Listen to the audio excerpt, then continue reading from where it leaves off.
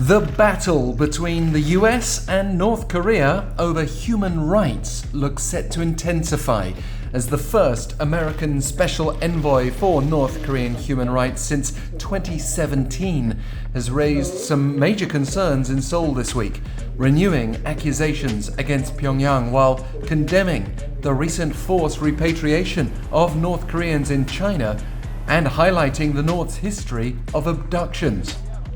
This is bound to set the US on a collision course with Pyongyang, which has often been upset by American accusations related to North Korea's human rights record, as well as claiming via state media in the past that the US is a living hell as elementary rights to existence are ruthlessly violated, and frequently citing racism in American society. But speaking during her confirmation hearing in the US earlier this year, Turner herself insisted North Korea's situation is one of the most protracted human rights crises in the world.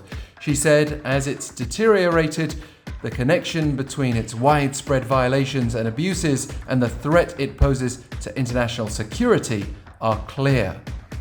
Then, at the start of August, a statement carried by North Korean state media stressed that Turner's absurd remarks are nothing but grumbles of either a person ignorant of even the concept of human rights or a human rights abuser embodying the inveterate bad habit of the US, which revels in meddling in the internal affairs of a sovereign state and slandering it.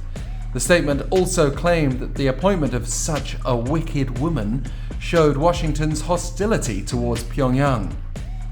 Against that backdrop, Turner was officially sworn in Friday before heading to Seoul for a 3-day trip to meet government officials, civic organizations, and North Korean defectors.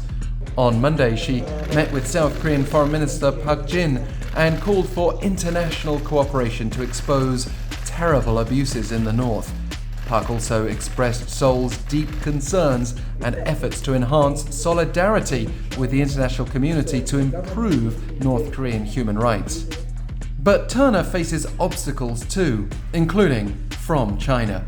She said Wednesday during a media roundtable in Seoul that last week's forced repatriation of some 600 North Koreans in China further highlights the need for like-minded countries to discuss durable solutions for those seeking to leave the North.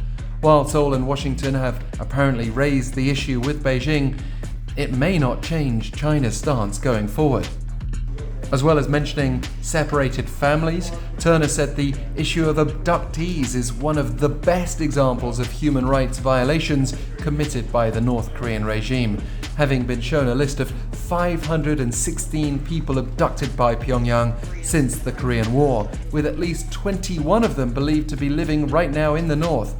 Turner vowed to strongly raise the issue at the United Nations next week. But then again, there's China. For instance, in mid-August, Beijing opposed a planned UN Security Council meeting on North Korea's human rights on the basis that could intensify confrontation and antagonism, according to a spokesperson for China's UN mission in New York.